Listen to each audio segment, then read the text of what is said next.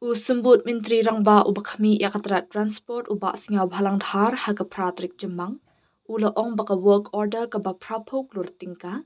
Na kebenta benshna pynheh iaka kat lingsun Umroi Airport. Kadai kebeladap an aiti. Batla kami linti baka kam kan sasdang no syen.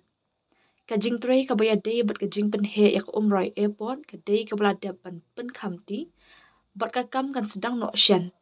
Ya kan ika projek la buat wan pendap hapu kat prabenai na duk bala IT ya ka work order ula ong ru baka jingshna ya ka surak kaban penyaso ya ka kat lingsun na ka shlong bypass ki kam menta kidang ya chkman kakam kala ya chkman ka surak na Belfond langkerding sha ka new secretariat bat nang ni bet sha airport ka ni ka surak kala ya chkman bat katanat PWD kala daban bha shi spotlight pesan klur tingka ula ong Hakabaya day berkajingshim jaka ban pynheh ya kakat lingsun. Usembut Menteri Rangba ula ong baka jingle jurip lang bat kibor badai kami jong Airport Authority of India karang sateng.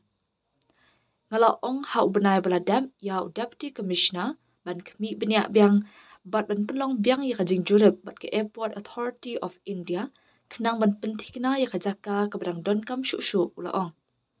Hashwa bangin shim ya kajaka ka jingle jurip lang kadai ke bahaban le hapading ki officer ka sorkar jala bat ke AAI kenang bangin shim ya kajaka ka babakla ni haban kami e ki bentai ki badai ya kani bat batai ba haba ki la ong bakla long ka babyang kumta kan dan jing ingi ngila long ki balak loy benthiet hakanu kuno gopor hadien baka jing jurip lang kalapha e kakai pot shangi ula benram Umroi Airport, the work for expansion has been allotted, so they are here to start the work.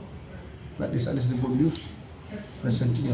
I forgot, but this is the what has been allotted at 80 crore plus minus more or less. So I'm yet to get the final work order, just a record from the airport. I thought that day, so the work has been allotted. The work is under progress. From Belfond, Langkering to New Skater to walk the Umroi directly to the airport. The road is under progress now, which is 135 crore from the department. And so since the work has been allotted, so I'm here to get the exact condition, time condition. It's in 18 months from the date of issuing of work order. I have told DC last month to check again, make another joint inspection with the Airport Authority of India to finalize the location, the additional land before we acquired finally. Because before we acquire the land, joint inspection has to happen between the state government official and the Airport Authority of India, so that we won't be acquired the wrong land. They have to check the direction, this and that. When they say, okay, there is no problem for us, we are ready to purchase at any point of time if the joint inspection final report is submitted to us. But a lot of groundwork is needed. Yeah, even now, see that.